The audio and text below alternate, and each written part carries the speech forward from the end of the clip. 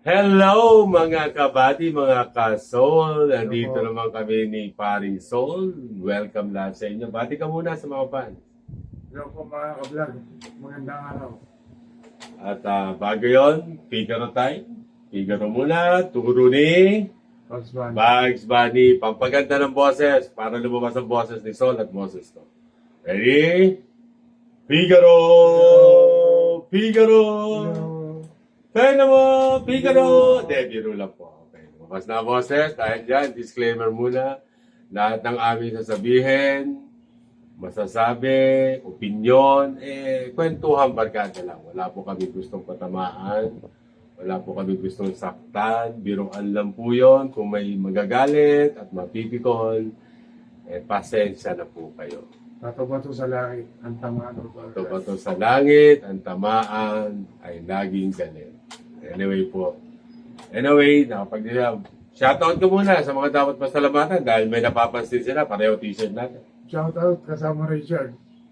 Alam mo kung sino ka. At sa Spark, samahan ng progresibong kabataan. Salamat po sa... Salamat sa mga ipinadala niyong OOTD namin, OOTD. Outfit of the day. outfit of the day. Galing po yan sa mga kasamahan ni Ito Paring, naman, oh. Paring Sol at pati ako na Their damay. luxury, our misery.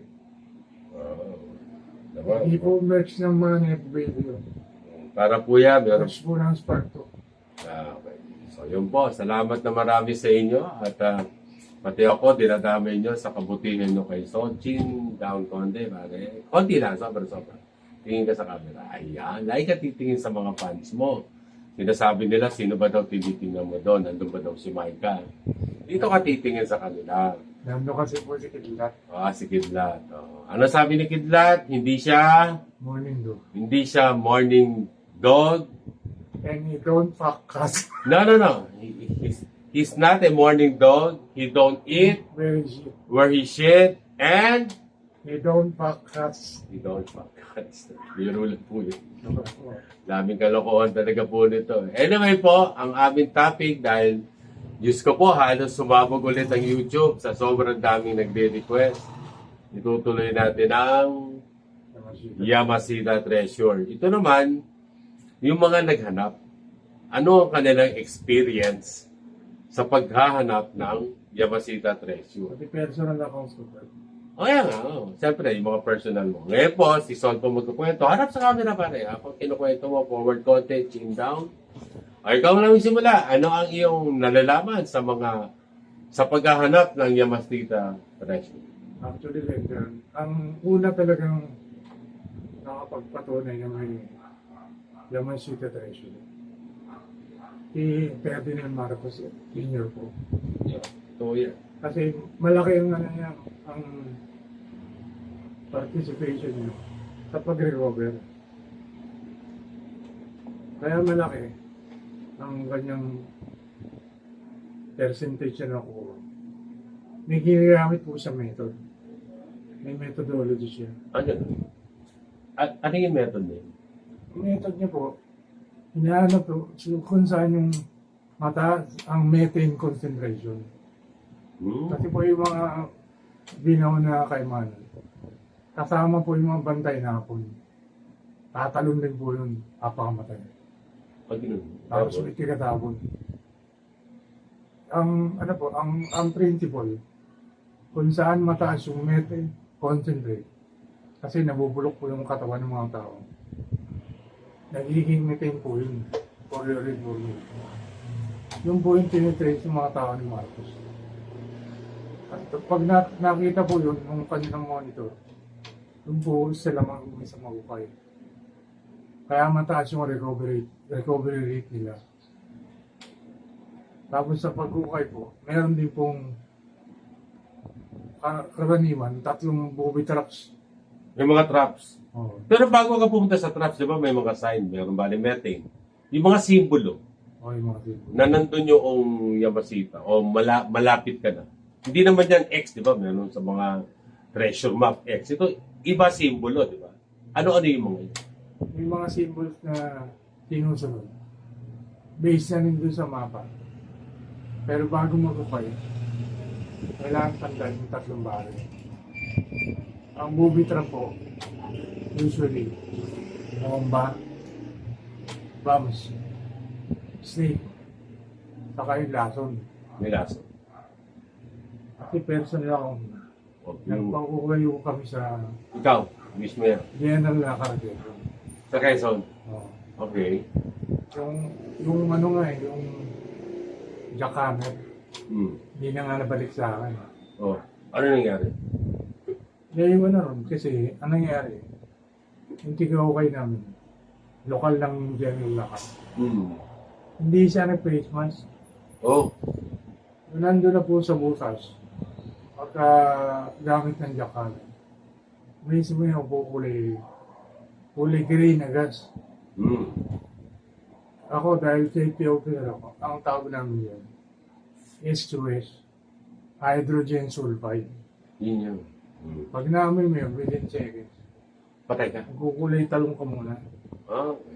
tawag ko mamatay. Anong mararamdaman mo na? Kasi para ka nalalasan. Ganun ba yun? Parang ang itsura niyan, amoy ng bulok na itlog, Hmm. tapos hindi ka na makakaya. Wow. Paralyze ka na hanggang mamatay ka. Wow. Halimbawa ko ng nangyari sa grupo namin.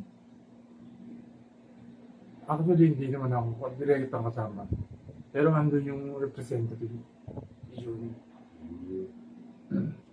Namatay po yun yung nagbubutas. So from General Lacar, itinransport namin hanggang Pulido Island. Doon po siya nilibing. Anong panahon to nung nagpahanap ka ng Yamashita ng ginto? Bago mag-pandemic.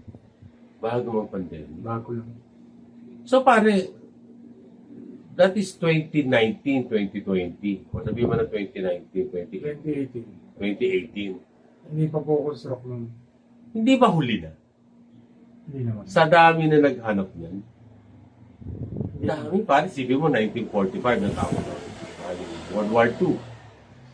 Pare, that is more than, that is almost 70 years have gone. Hindi naman kasi nabubulok ang ginto. Hindi, pero hindi ba nakuha na lahat ni Marcos? Hindi ba lahat na ubos hindi. na niya? Mataas yung recovery rate niya kasi siya nakauna. Pero marami pa nakakala. Kasi remember, Marcos reigned for almost 21 years or 20 years in power. If he had that method, and he is the president of the Republic of the Philippines, pare, napakatagal na panahon Hindi yun. niya na-saturate. And he had the resources. Ako, meron pang teorya, personal kong opinion. Pare, during martial law time, that's the heyday. Lahat, kontrolado talaga. Pero hindi pa rin niya na-saturate.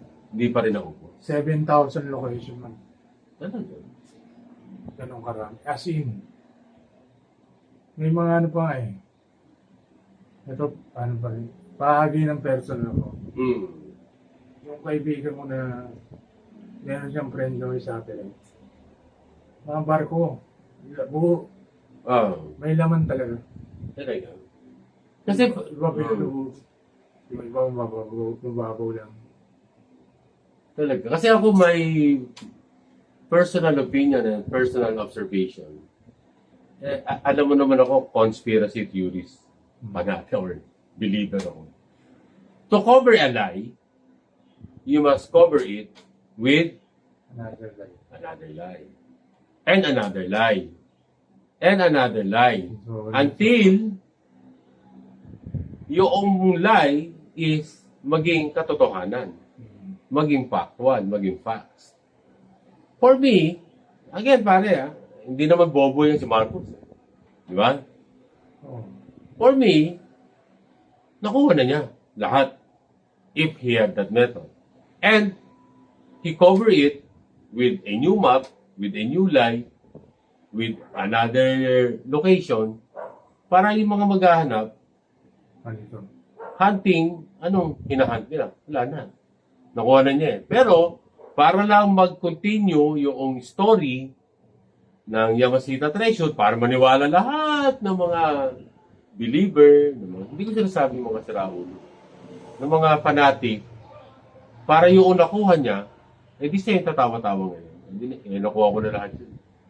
Ako yun. Hindi niyo pa nakuha. Hindi pa talaga. So, there is a strong possibility na what the treasure hunter that still believe na meron pa is still true. What they had, yung mapa, location. That is not made by Marcos to cover his track. Kasi Marcos need to cover his track. Di ba? Kasi may history. Sige ba? That's my humble opinion. Ikaw ba? Nung pabalik niya sa Japan yung mga barko ng Hapon. Hapon. Hindi yung mga makaano tawid. Oo, kasi may blockade siya. Merong naval blockade. Strait. Lalo na nung nakabawi na yung US Navy. Nangyari, sa Leyte. Wow. So, personal ko na saksiyan. Wow. Sila Richard Gomez sa Ormoc. May denive silang isang barko. Dun sa Ormoc Pool. Pero hindi na nila ma-trace. Bakit nila dinab yung barko? Kasi may sunken vessel. Puno ng gold. Puno ng gold, allegedly. Anong name ng barko? Hindi ko na matandaan. Kasi pare, may mga maritime records yan. Name of ships, ruta, dami ng tao, etc. Destination, port of origin. Pero yung barko, hindi na nila ma-trace. Kasi pare, ang Leyte, that area, yung baling Tacloban, Ormoc, especially Leyte, Samar, yan nangyari ang biggest naval Battle of Leyte. warfare, the Battle of Leyte. Yan ang pinakamalaking digmaan sa dagat na naganap sa history ng mundo. Pare, ang dami talagang sunken vessels yan. Ang tanong, kung yung denied ba nila Richard Gomez, kasi kung sa barko at barko, marami lumubog dyan. Pero ang tanong, meron bang ginto? Amerikano mga kasama na yun. Amerikano, baka naman anyway, again, it may be true, but sa records kasi makikita yan. Alam mo pare, isa pa akong fascinated. Total, nandiyan na tayo sa ibaling dagat. Pare Galyon. Pare, remember, for 300 years, Mexico and the Philippines have a galleon trade. So Acapulco. Yeah, basta yung baling barko galing Mexico or Acapulco or Central America, tumatawid yan ng baling Pacific Ocean. Dahil ang Pilipinas, being a Spanish colony, pare. Ibang story naman yun. Ibang story, pero ang sinasabi ko pare, ang daming lumubog na barko dyan dahil sa bagyo. Wala pa naman nung weather system na malalaman nila kung may bagyo. We will discuss that later. Ang dami niyan, pare. Galleon trade. Yan po. Next natin topic after Yamashita. For me, I do believe, pare, mas malalaking kayamanan yan. Ito.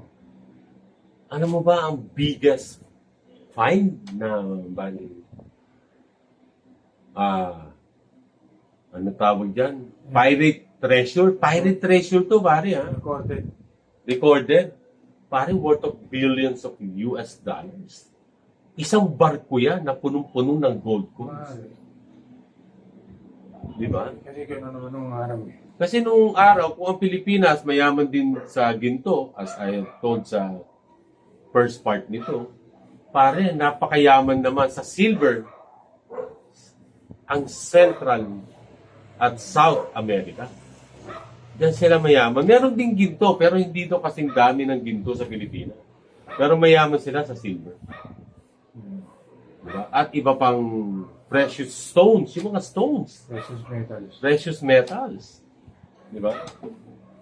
Ano pa may idadagdag mo dyan? Balikan natin yung panahon ng Apol. Pupuntahan po namin yan, panahon naman ng Kastila. Galleon trade between the Philippines and Mexico during the Spanish era. Kasi yan pare, napakatagal na panahon. 300 years. Diba? Sana lang, Balikan natin yung sa Ormoc. yung sa may Orbok, yung pinuntahan ni Richard. Sige. Sa lalim ng ng dagat. Wow. Hindi na nila pinakakukunin. Hindi na nila nakuha. Kasi ang paniniwala ng mga diver, pag-aari ka ng dagat yun. Sa dagat mo. May mga ganun. Hindi, saka may mga certain deep yan, di ba? May mga certain lalim Oh. na yung kakayanan ng isang diver, hanggang doon ka lang. Tapos, meron pag skills siya, may mga license nga yan, na kung hanggang saan ka lang. Si Richard Gomez ba, meron tawag yun. Certified diver siya. Certified diver, pero anong class? Di ba? May mga class. Hindi ko alam. Hindi naman porket diver ka, diver ka. Mayroon certain na lalim yun. Baka naman spot, pang papogi dive lang yung alam ni Richard. Yun nga. Diba? Shoutout pala sa Paddy. Ano yung pag? Philippine Association of Diving sa. Oo, yan. Saka pare, medyo maiba lang, pero nandiyan pa rin. Pwede ka pala magbalik scuba na hindi ka marunong lumangoy. Pwede. Sabi yan ng baling yan. Noel Dolera, yung aking barkadang nasa Bohol. Meron siyang diving school din sa may Bohol. Pwede pala kasi ako, hindi ako marunong lumangoy. Hindi ko yan natutunan. Wala akong mag-aral. Wala akong time mag-aral noong ako bata. Hindi ako natutunan. Marunong ka ba lumangoy? Oh, siwan ako. Pare, kaya mo lumangoy ngayon. Dapat ka tayong pumunta na kay Maring Alice. Darating tayo. Anyway, balik ka sa may medyo naliligaw ako. So, yung expedition na Richard, Wow. hindi na tinuloy dahil parang sa dagat na nga yung barko na yun. Si Richard Gomez, Oh, hindi si King Richard. Richard Gomez. Richard Gomez. Okay. Shoutout sa mga taga-Ormoc. Mga katagawar mo, madaming barko talaga dyan. Unsa man diha. Ano yung Unsa Mandiha? Basta na dyan. Unsa Mandiha! Sana hindi mura na sabi ko. Salamalaikum, ano yun? Malaikum salam. Salamalaikum, Malaikum salam. Malaikum salam. Salamalaikum, malaikum salam sa ating mga kapatid na Muslim. Diba? Balang araw, aabot kami dyan sa Mindanao kasi may plano kami ni Sol kapag dumating na ginto nito. Forward ka. Pag dumating na ginto nito, lilibot kami ng Pilipinas. Island living po. Mag-island hopping kami at mag-island living. Habang nagsisilbi sa ating Panginoon, gagawin namin dalawa yun. Pero pare, kailangan lumakad ka na. Oh, Kailangan lumakad ka na para mas maganda, mas masaya. maganda laban. At saka, ano lang po, disclaimer ulit para sa kay nanay, saka kay nanay lang, saka sa iba pa, si Laika po gawa-gawa lang. Wala pong Laika, hindi po totoo yun. Imaginary lang po. Ginawa ko lang yun para sumaya to. Hindi naman naniwala. Sabi nga niya sa akin, nanay, tama na, bading, napaka-bad mo talaga. Meron na nga akong nanay, gusto ko na yung bumalik. Tapos, papakilala ka pang Laika. Kaya, nireveal ko na sa kanya, wala naman talagang Laika. Pinapabalik agad lang kita. Anyway, yun po yun. Lahat po ng aking kinanta nung minsan isang gabi, nung ako'y nalulungkot, para sa akin butihing asawa yun. Hi, Mami. Ayaw ko na sabihin susunod, magagalit ka. Ay, basta miss kita. Ayan. Saka si Aryan, saka si Diana. Hi sa inyo. Ayan na, nakapanihirit na ako eh. Asa na, sa may na. Yamasita. Ano pa? Yun nga po yung sa personal account. General account, Kingston. One of these days po, babalikan na. Nga rin na tayo. Nandun pa yung balik dito? Kanina yung mapa? Nakakaya yun. Kakarding Villanueva. Nakakakarding. Baka naman nakuha na ni Carlin. Ni kakakarding. Hindi pa nandun. Hindi pa. Allegedly. Allegedly. Meron daw pong 35 bars na naiwan. Wow! Parila mo ba?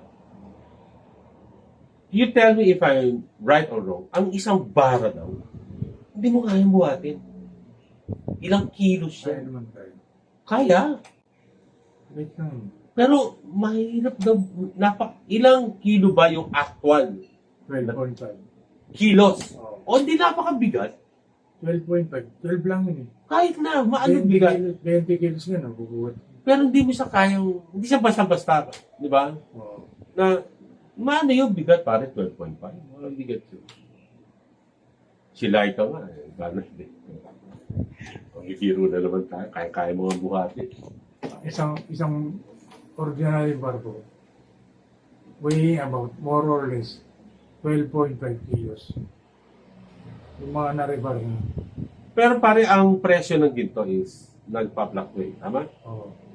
What is the average price of a single gold bar na 12.5? 12 million pesos. Tama, 12 million. Ha? 12 million pesos. So parang 1,000,000, 1 kilo. Correct. Basic price. Naglalaro po sa 10 to 12 million pesos. Ang isang bara Ang bara. na 12.5 kilos. So halos 1,000,000 per kilo Oh. ang ginto. Depende sa trading, di ba? Yung mga presyo sa trading. Ganun yan, di ba? Pag sa eskolta po kayo nag-win kaya Atong Ang. Shout out Atong Ang. Bakit kaya ito? Atong Ang may cold shop din. Lahat na lang pinasok. Anyway. So, pupuntahan natin yung sa may general na pa. O one systems. One of these days. Pag nakalakad na po ako, Pag nakalakad. Dapat makalakad ka. nakapag-drive na. Kasi ang una natin pupuntahan, hindi yung gunto. Si Sweetheart. Kaya ka na naman. Mami, biro na po. Huwag naman gayon. Si Maring Alice. Hi, Alice. See you in Boracay soon. We'll be your neighbor. Gusto mo maging neighbor, mga pogi. Yeah, biro lang po, Mami, ulit. Nanay, biro lang po. Nangangarap lang. Kasama ba si Kidlat? Hindi siya kasama. Sorry, Kidlat. Hindi, pare. Ay, hindi natin isasama sa Boracay. Hindi siya pwede sa Pare, bagay siya doon. Burgis yan eh. Burgis na aso yan eh. Si I'll Kidlat. think about it Do you want me to ask Kidlat now? later. Pare, binatuhan ko ng tinapay kahapon. Binigyan ko ng tinapay. Nagalit po eh. Again, I'm sorry. There's no butter, there's no ham. You didn't even make an effort to put something on it. Pare, ginanon ako ni Kidlat kahapon. Nag-apologize ako. At ito pa malupit. Ang binigay ko, white bread. Anong gusto niya? Oo, ang gusto niya, wheat bread. Wait pa rin. Kasi diet siya eh. Ang lupit ng aso mo, pare. Pagsabihan mo yan. Sabi nga eh, di ba? Oo. I don't fuck cats. Totoo. Then, kasi mga si Kidlat, sabi niya sa akin, he's not a morning dog. He don't eat. He don't eat where he shit. And He don't fuck he don't cats. fuck cats. Yan po ang motto ni Kidlat sa buhay. Yun po ang kanyang paninindigan. Kaya, kailangan na natin igalang. At dapat ang tinapay niya ay Wheat bread. wheat bread with ham and cheese. Napakasosyal na aso. So, isasama natin sa Boracay, ha? Tama na yan. Tama sa Boracay. Dali naman ako kausap. Anyway, isara na natin yung Yamasita Treasure dahil ako my own personal belief, pare, sorry, ha? Oh. Hindi ko binabasag ang trip mo. Pero ito, may personal opinion. Nakuha na lahat yan ni Marcos. O nung kung sino man ang nauna. Baka nga ang mga Amerikano, isa pa sa mga una dyan, ang tinuturo lang nila si Marcos. Maaari. Diba? Para sabihin ni Bus na ang pinakamayaman, Pilipinas, they have a personal knowledge also of that goal. So for me, nakuha na yan kung sino man yung unang kumuha, kung si Marcos man, US government, o ibang tao, na mga sinuwerte dyan, and they cover it with another line. They have covered their tracks. Yun ang personal kung paniniwala dyan. Na napakaswerte mo. Kung talagang yung sa'yo, yung nasa may Quezon, kung nandun pa. 35 times 12 Pare, that's almost $400 million Pesos. pag nakuha mo yun. Magkano porsyento ka? Dali. Pag-usapan natin. Record ka yun. Magkano porsyento ka doon? Kasama na ako dyan. 10%. 10%. Oh, malinaw po commissioner ako dyan. Kung May hearing fee na. hearing fee, edi ako. Yan na yan. Edi sila, edi kami. Ayun lahat po yun. Hearing fee. Hearing committee. Admin fee. Admin fee. O, di ba? Nursing fee. Physical therapist fee. Dog handler. Mayroon pang dog handler ngayon.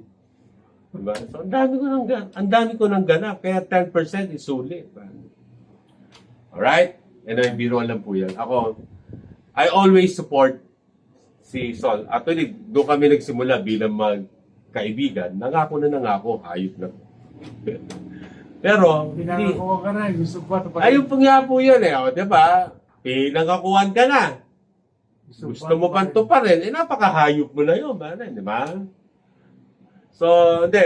Ako naman po, whether, naniniwala naman, sinungaling lang. Sira na ba ulo mo? Para mangako sa akin. Si Sol, subok na subok. At sa kada subok niya, isinasama niya ako sa kanyang pangalan. Kaya sinusuportahan ko na lang. Yun lang yun, being a friend. Hindi ko babasagin ang trip niya. Hindi naman totoo yan. Ang dami mo ng pangako. Lupat langit na binigay mo. Hanggang ngayon, wala. Parang ganun ba ako? I will support you all the way and I will even pray for you. Yun po ang tunay na magkaibigan. Walang iwanan. Sabi nga Hindi. Walang iwanan. Diba? Kaibigan ko po ito. Hindi ko kaibigan matalik kasi yung kaibigan ko matalik, iba ginagawa. pagsalit. Joke lang yun. Hi, man. Miss ni kita, man. Sali ka sa amin, my man. Sali ka sa amin, brother. Para maging tatlo, para maging kumpleto itong usapan na to. Bigyan natin t-shirt. Bibigyan ka namin. Bigyan ng t-shirt si Brad. Di ba? Yung t-shirt yan. Brother, i-invite mo si Brad. Ito mag-invite para baka sa akin, hindi para maniwala. Brad, kung mapanood mo man to, Sana mapanood. Anyway, sige. sana mapanood mo. Matuloy mo. Baka ulit vlog na. Vlog! Hindi to huling vlog. Maraming vlog to. Dahil mahal tayo ng Panginoon. Sa kanya galing to. Tuloy mo. Miss ka na namin, Brad. Sana makasama ka namin dito. Ang problema, kung miss tayo ni Brad. Hindi na. Hindi, joke. Miss cry. Ang ganda ng puso ng tao. Mahal tayo niyan. Man, seriously. We'll pray for you, man. Sama ka sa amin, usap tayo, tulad ng dati natin ginagawa. And miss ka na namin ni Paring Sol. Anyway, you're done with the Yamasita Treasure. Ako parang, dami ko na pulot yan. So, ako, maniwala. Walang masama sumubok. Diba? Pero, sabi mo nga, you work, sabi nga ni Sir Baling Gibon, work smart, not hard. Diba? Pero sometimes, you need to F hard. Joke po yun. Tapos na natin mga kabady, mga kasol. Shoutout ko na. Ano mga dapat i-shoutout? Shoutout po, nanay. Mga anak ko. Shoutout. Mga mag-anak ko sa Subic. Kahit hindi kayo sumasuporta. Okay lang yun. Ako shoutout sa aking pamilya, kay Lorraine, kay Arian, kay Diana. Mahal kayo ni Daddy. At mag-ingat kayo palagi. Dahil po dyan, tatapusin na namin ang aming body and soul, ang aming content for the day. Sana po meron kayong nakuha, konti at medyo ngumiti. At lahat po ito aming itinataas, ibinabalik sa ngalan ni Jesus. At we will see you later. Not soon. Not soon. Bye po.